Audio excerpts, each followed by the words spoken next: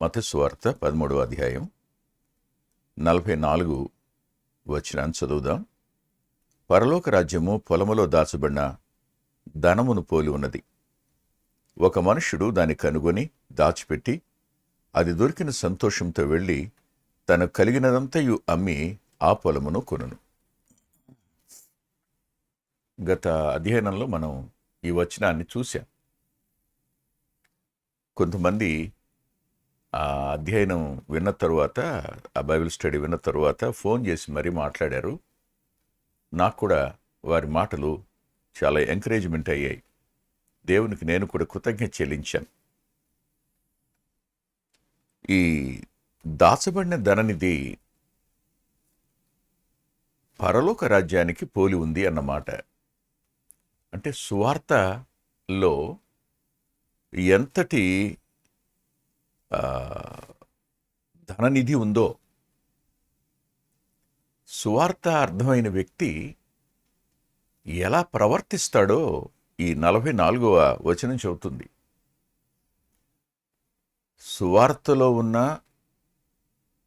ఆ గొప్ప ఐశ్వర్యాన్ని కనుక్కున్న వ్యక్తి ఎవరైనా ఎలా ప్రవర్తిస్తాడో చెప్తున్న సందర్భం ఇది. అందుకనే అది వేరొకని పొలం, ఆయన ఆ దృష్టితో చెప్పలా. అది కాదు, సహజంగా ఏ వ్యక్తి అయినా సామాన్యంగా విలువైనది దొరికినప్పుడు ఏం చేస్తాడు? సువార్త ఎంత విలువైందో ఒక వ్యక్తికి అర్థమైనప్పుడు ఆ వ్యక్తి ఎలాంటి ఆతృతను ప్రదర్శిస్తాడో, ఎంత సంతోషపడతాడో, ఎంత జాగ్రత్త తీసుకుంటాడో, ఎంత పట్టింపు చూపిస్తాడో ప్రభు చెప్తున్నారు. ఇందులో కనుగొని దాచిపెట్టి అది దొరికిన సంతోషముతో వెళ్ళి, సువార్త దొరికిన ఏ వ్యక్తి అయినా సువార్తలో ఉన్న దాచబడిన ధనం ఏదో అతనికి అర్థమైతే అతడు చేసే పనేమిటి? అతడు మొట్టమొదటిగా దాని విషయం ఎవరితోనూ పంచుకోడు. అది నాకు కావాలి అని కోరుకుంటాడు. తప్పనిసరిగా నాకు అది అవసరం అనుకుంటాడు. భూమి మీద ఇంకా నాకేది అక్కర్లేదు, ఇది ఒకటి ఉంటే చాలనుకుంటాడు. ఆ సందర్భాన్ని పురస్కరించుకొని దాచిపెట్టి అనే పదం ఇక్కడ రాశారు ఆయన. దాచిపెట్టడం. సంతోషంతో వెళ్ళి అన్నాడు. ఊహించనిది తనకు లభించినప్పుడు ఆ కలిగే సంతోషం ఏ వ్యక్తికైనా ఎలా ఉంటుందో మనం చూస్తాం. తెలుగు రచనల్లో ఒక పుస్తకం, అది చదవాలని నేను చెప్పడం లేదు, కానీ చదవమని నేను సిఫార్సు చేయడం లేదు. కానీ అందులో ఆ వ్యక్తి చాలా నిరాశలో ఉండి ఓ నదిలో కూర్చుంటాడు. నది ఇసుకలో కూర్చుంటాడు. కూర్చుని తన కుడికాలు బొటన వేలు ఇలా ఇసుకలో పెట్టి పైకి ఇలా అంటుంటాడు. అంటున్నప్పుడు ఆ బొటన వేలుకు తగిలి ఓ ఇంత రాయి ఒకటి బయటకు వస్తుంది. అతడు దాన్ని అలా చూస్తే అస్తమిస్తున్న సూర్యుని వెలుగు దాని మీద పడితే అది ప్రకాశించడం గమనిస్తాడు. అది తీసుకుని వెళ్ళి చాలా సంతోషపడతాడు. అది వజ్రం. అది ఆ సంఘటన అకస్మాత్తుగా ఊహించని విధంగా సువార్త ఒక వ్యక్తిని తాకినప్పుడు, సువార్త ఒక వ్యక్తి అంతరంగానికి చేరువైనప్పుడు, సువార్త మర్మం ఒక వ్యక్తికి అర్థమైనప్పుడు ఆ వ్యక్తి సంతోషానికి అవధులుండవు. ఎంత సంతోషిస్తాడు అతనో చెప్పడానికి వీలు కాదు. ఆ సంతోషం యొక్క పరాకాష్ఠ ఏమిటంటే తనకున్నదంతా అమ్మి ఆ సంతోషం తన సొంతం చేసుకోవాలనుకుంటాడు. ఆ ధననిధిని తను సొంతం చేసుకోవాలి అని అతడు ఖచ్చితంగా ఆశిస్తాడు. అది ఎంతటి శ్రేష్టమైందో చెప్పడానికి, దాని విలువ అంటే దాచబడిన ధననిధి యొక్క విలువ ఎంతో అర్థం చేయడానికి మనం 1-2 వచనాలను చూద్దాం. దయచేసి మీరు చూడండి, కీర్తన గ్రంథం 19వ కీర్తన 10వ వచనంలో 9, 10 ఇలా ఉంది. యెహోవా యందైన భయము పవిత్రమైనది, అది నిత్యము నిలుచును. యెహోవా న్యాయ విధులు సత్యమైనవి, అవి కేవలము న్యాయమైనవి. అవి బంగారు కంటెను, విస్తారమైన మేలిమి బంగారు కంటెను కోరదగినవి, తేనె కంటెను, జుంటి తేనె ధారల కంటెను మధురమైనవి అంటాడు. ప్రభువునందు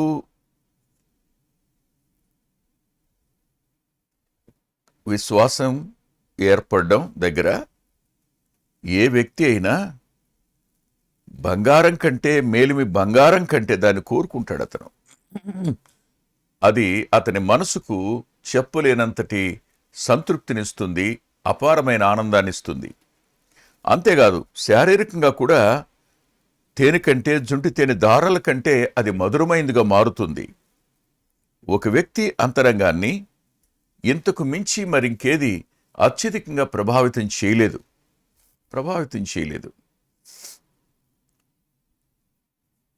పర్లాకిమిటిలో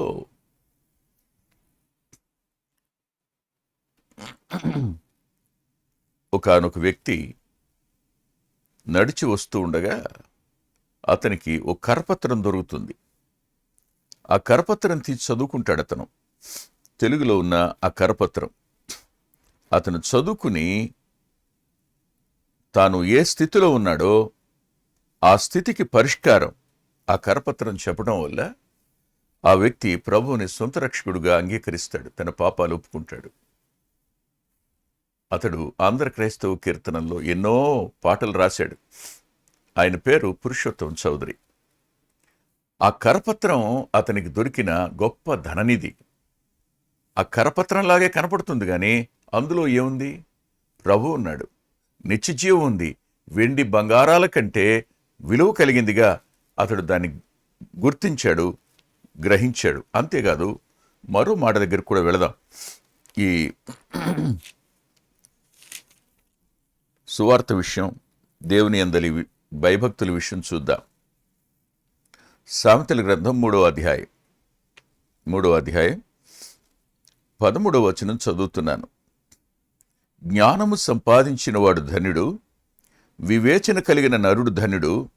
వెండి సంపాదించుట కంటే జ్ఞానము సంపాదించుట మేలు, అపరంజి సంపాదించుట కంటే జ్ఞానము సంపాదించుట మేలు. అపరంజి సంపాదించుటంటే జ్ఞానలాభము నొందుట మేలు, పగడముల కంటే అది ప్రియమనిది. నీ ఇష్ట వస్తువులన్నీ దానితో సమానములు కావు. నీ ఇష్ట వస్తువులేవి దానితో సమానం కావు.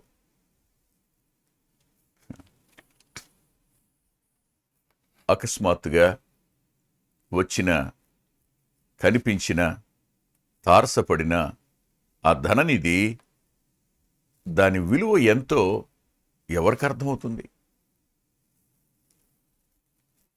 నేను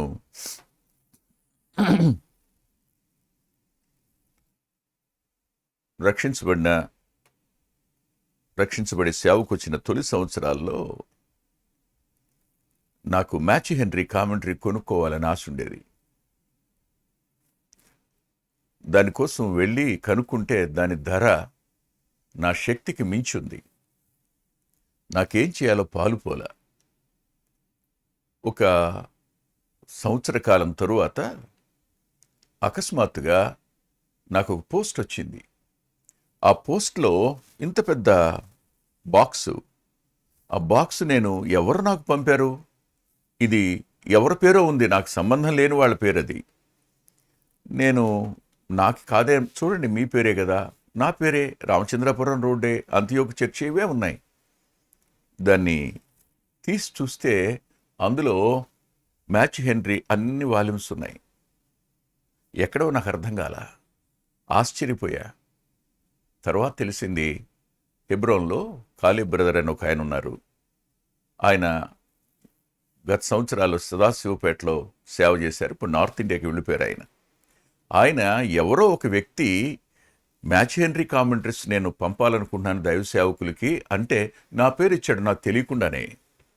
అవి చూడగానే నాకు కలిగిన సంతోషం, దాన్ని ఇలా గుండెలకి ఇట్లా హత్తుకున్నాను నేను. ఎందుకంటున్నానంటే, ప్రాథమికమైన ఆ ఫండమెంటల్ ప్రిన్సిపల్స్ దగ్గర ఆ కామెంటరీ ఎంతో మేలు చేస్తుంది. అటు ఇటు బెసక్కుండా ఒక వ్యక్తి ఒక వచనాన్ని అర్థం చేసుకోవటం ఎలాగో మనం మ్యాచ్ ఏంటి దగ్గర నేర్చుకోవచ్చు. మరి ఒక పుస్తకాలకి సంపుటి నా దగ్గరికి వస్తేనే నేను అంతగా ఆశ్చర్యచకితుడైపోతే దానికోసం కొనలేకపోయినాను నేను. కానీ విచిత్రం ఏమిటంటే ఉచితంగా వచ్చింది, అది ఉచితంగా వచ్చింది. సంతోషించడానికి, ఆనందించడానికి ఆ ట్రాక్లు అలా పెట్టుకుని అలా చూస్తూ ఉంటే నా కళ్ళ వెంట నీళ్ళు వచ్చినాయి. దేవుడు నా యొక్క ఆశను తీర్చినవాడు, ఆశగున్న ప్రాణాన్ని తృప్తిపరిచేవాడు. నేనైతే ఆలోచించాను కానీ అకస్మాత్తుగా నా దగ్గరికి వచ్చిన సందర్భం అది. తిరిగేలా అందాం. ఈ లేఖనం వద్ద మనకు అది ఎంత విలువైనదో, ఎంత శ్రేష్టమైందో స్పష్టంగా కనిపిస్తుంది కదూ. అవును, చాలా స్పష్టంగా కనపడుతుంది. దీన్నే నేను మరి కొంచెం వివరంగా చెప్పాలని ఆశపడుతున్నాను. నాతో పాటు మీరు అపోస్తల కార్యాల గ్రంథం దగ్గరికి రండి. అపోస్తల కార్యాల గ్రంథం దగ్గరికి వస్తే ఆ గ్రంథంలో 8వ అధ్యాయంలో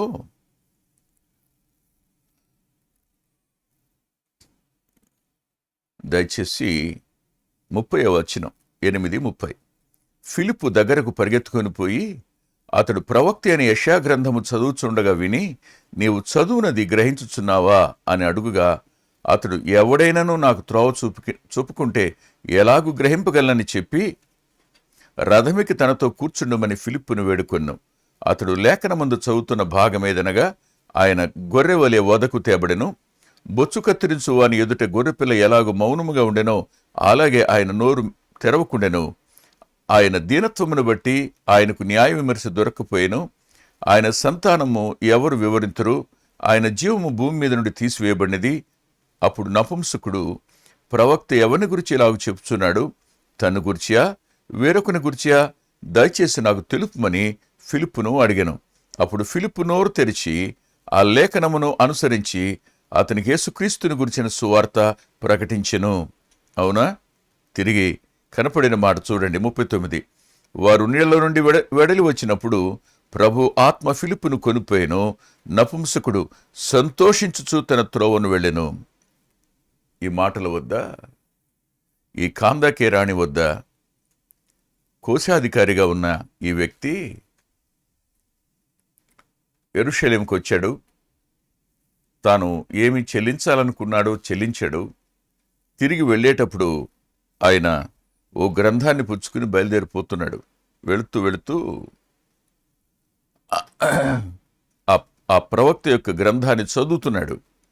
తనకేం అర్థం కావడంలా. దేవుణ్ణి ఆరాధిస్తున్నాడు. అతడు చాలా దూరదేశం నుంచి వస్తున్నాడు. వచ్చి తిరిగి వెళ్ళిపోతున్నాడు. కానీ అకస్మాత్తుగా ఫిలిప్పు తారసపడ్డాడు. తారసపడి అతనికి ప్రభువుని గురించి తెలియచేశాడు. తెలియచేసినప్పుడు అతడు తాను ఫైనాన్స్ మినిస్టర్నని ఏం ఆలోచించలా, దాన్ని అంగీకరించాడు. నీళ్లు కనపడగానే అవిగో నీళ్లు, నాకు బాప్తిస్మం అని అడిగాడు. ఫిలిప్పు అతనికి బాప్తిస్మం కూడా ఇచ్చాడు. అంటే అతను తాను అనుకోని విధంగా తనకు దొరికిన ఆ అవకాశాన్ని ఎంత చక్కగా వినియోగించుకున్నాడో, ఎంత సంతోషించాడో మనకు ఈ సందర్భంలో కనపడుతుంది. ఇంకొక సందర్భం కూడా మనం ఇదే విషయంలో చూద్దాం. దయచేసి మీరు చూడండి. హెబ్రీ పత్రిక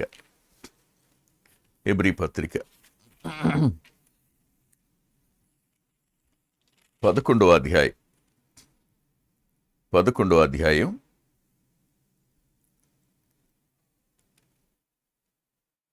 24-25 వచనాలు. మోషే పెద్దవాడైనప్పుడు విశ్వాసమును బట్టి ఐగుప్తు ధనము కంటే క్రీస్తు విషయమైన నింద గొప్ప భాగ్యమును ఎంచుకొని అల్పకాలము పావభోగం అనిపించుట కంటే దేవుని ప్రజలతో శ్రమ అనిపించుట మేలని యోచించి ఫరో కుమార్తె యొక్క కుమారుడని అనిపించుకున్నట్టుకు ఒప్పుకోలేదు అంటాడు. అంతేకాదు, అతడు ఆ ఐగుప్తు యొక్క ఐశ్వర్యాన్ని విడిచి స్థిరబుద్ధి కలిగిన వాడై భయపడక ఐగుప్తును విడిచిపోయాడని రాస్తుంది. స్థిరబుద్ధి కలిగిన వాడై అన్నమాట. తనకు తారసపడిన ఆయన, తాను ఎరిగిన ఆయన కొరకు వీటన్నిటిని విడిచిపెట్టుకోవడం అనేది అతనికి గొప్ప సంగతిలాగా అనిపించలేదు. వాటన్నిటిని విడిచిపెట్టుకోవడం. ఇక్కడనే మరో మాట కూడా చెప్పాలి. ఆ ధననిధి దొరికిన వ్యక్తి సంతోషంతో ఇంటికి వెళ్ళి తనకున్న సమస్తాన్ని అమ్మి అంటాడు. సమస్తాన్ని అమ్మి అన్నప్పుడు తనకు కలిగిన వాటన్నిటినీ అమ్మేసుకుంటాడనే కదా అర్థం. అంటే ఎలా ఎంచుకుంటాడు తనకు కలిగిన వాటిని? ఏ విధంగా ఎంచుకుంటాడు ఆలోచించండి. సువార్తలో దాగి ఉన్న ఐశ్వర్యం అర్థమైనవాడు,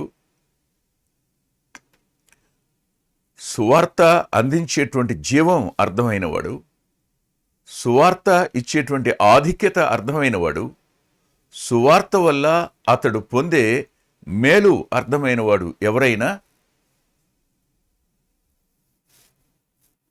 తన సొంతం చేసుకోవడం కొరకు సమస్తాన్ని విడిచిపెట్టడానికి ఏమాత్రం వెనుకాడడు.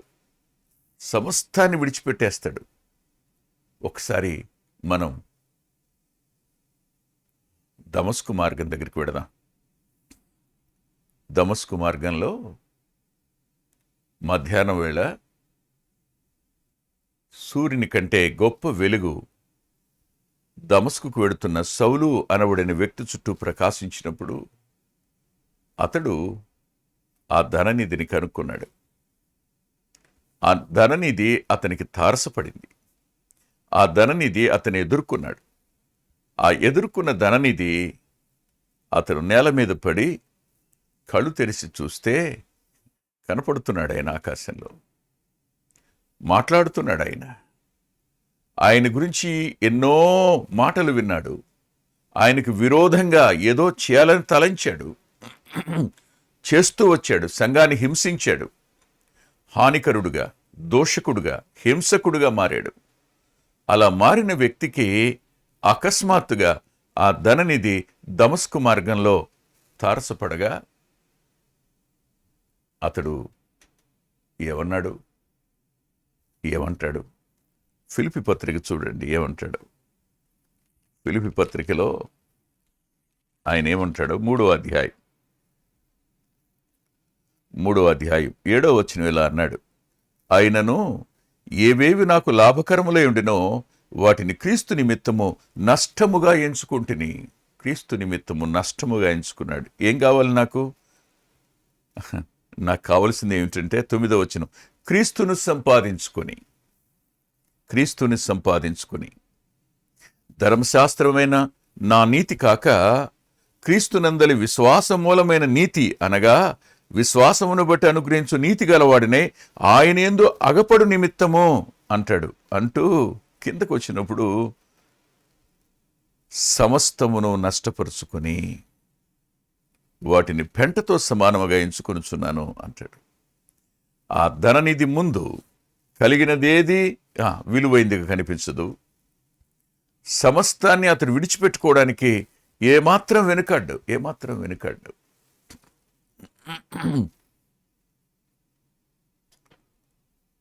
చాలాసార్లు మనుషులు కొన్ని సెంటిమెంట్స్ వాళ్ళకు ఉంటాయి. అవి మా అమ్మదనో మా నాన్నదనో ఏవో ఉంటాయి. అలాంటి వాటిని ఎప్పుడు వాళ్ళు కుదవబెట్టడానికి కూడా ఇష్టపడరు. అలాంటి వాటిని అమ్మివేయడానికి కూడా ఇష్టపడరు. కానీ వారు సహితం వాటిని త్యజించడానికి ఇష్టపడతారు. ప్రభు ఎరిగిన తరువాత వాటన్నిటిని నాకు అక్కర్లేదు అనుకుంటారు. ఒకప్పుడు వేటిని ఘనంగా ఎంచుకున్నారో, అవి జీవితకాలం ఉండాలని కోరుకున్నారో వాటిని సహితం వారు విడిచిపెట్టుకోవడానికి ఏమాత్రం వెనకాడరు. సరిగ్గా ఈ లేఖనం మనకు చెప్తున్న సారాంశం ఏంటంటే, మనుష్యుడు దాన్ని కనుగొని ఇప్పుడు నేను మిమ్మల్ని ఒక మాట అడుగుతున్నాను. మీరు ఆ ధననిధిని కనుగొన్నారా? మనం వెతక్కుండానే కొంతమందికి దొరికింది. వెతక్కుండానే దొరికింది ఆ ధననిధి.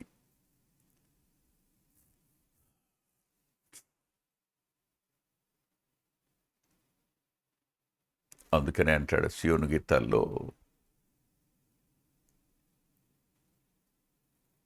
వెదుకలేదు ప్రభువా నిన్ను, వెదకితివి ఈ పాపిని అంటాడు. వెదకలేదు నేను, కానీ నువ్వు వెతికావు నన్ను అంటాడు. దేవా నీ తలంపులు అమూల్యమైనవి నా ఎడాల నీ కరుణ సర్వసదా నిలుచుచున్నది అన్న పాట. అవును, మరి ఇలా సువార్త మీ దగ్గరికి వచ్చినప్పుడు తోసేస్తుంటారు కదా, నిరాకరించుంటారు కదా. ఎందుకు నిరాకరించారు? కనుగొనలేకపోయినారు, గ్రహించలేకపోయినారు. ఆయన నీ స్థానంలో సిలువలో తన ప్రాణాన్ని పెట్టినవాడు, నీకు బదులుగా తీర్పు తాను పొందినవాడు. నువ్వు పొందవలసిన శిక్ష ఆయన భరించాడు. తన రక్తంతో నిన్ను కడిగి పవిత్రపరచాలని ఆయన ఇష్టపడ్డాడు. నిన్ను నీతిమంతునిగా తీర్చడం కోసం ఆయన చేసిన ప్రేమ యాగం అది. ఈరోజైనా ఆ ధననిధిని సొంతం చేసుకోవడానికి ఆయన పాదాల దగ్గర మోకరిల్లి, ప్రభువా నేను పాపిని, నన్ను క్షమించు అని అడగండి. ఈ భూ సంబంధమైన వాటన్నిటినీ ప్రభువా నీ నామం నిమిత్తం నేను విడిచిపెడుతున్నానయ్యా, నన్ను క్షమించు. వాటన్నిటి నుంచి నాకు నీ సంతోషం నాకు కావాలి, వాటన్నిటికీ మించిన ఆనందాన్ని నేను పొందాలని కోరుకుంటున్నాను అని మీరు ప్రభు పాదాల దగ్గరికి రండి. తల ఉంచి ప్రార్థన చేసుకుందాం. దయగలిగిన మా గొప్ప తండ్రి, కృపగలిగిన మా దేవ, మరోసారి కొద్ది మాటలు చెప్పుకోవడానికి సహాయపడ్డారు. వింటున్న మా ప్రియుల అంతరంగాలను మీరు బలపరచండి. నీ దాసుని స్వరాన్ని మీరు ముట్టండి, నెమ్మదిని అనుగ్రహించండి. వింటున్న మా ప్రియులకు ఈ వర్తమానం అర్థం కావడానికి సహాయపడండి. నీ చేతులకే వింటున్న మా ప్రియులను అప్పగించుకుంటూ యేసుక్రీస్తు ప్రభు వారి పేరిట ప్రార్థిస్తున్నాం తండ్రి. ఆమేన్, ఆమేన్. ప్రభుచిత్తమైతే తిరిగి మనం శుక్రవారం రాత్రి 9:30 కలుసుకుందాం. దేవుడు మిమ్మల్ని దీవించునుగాక.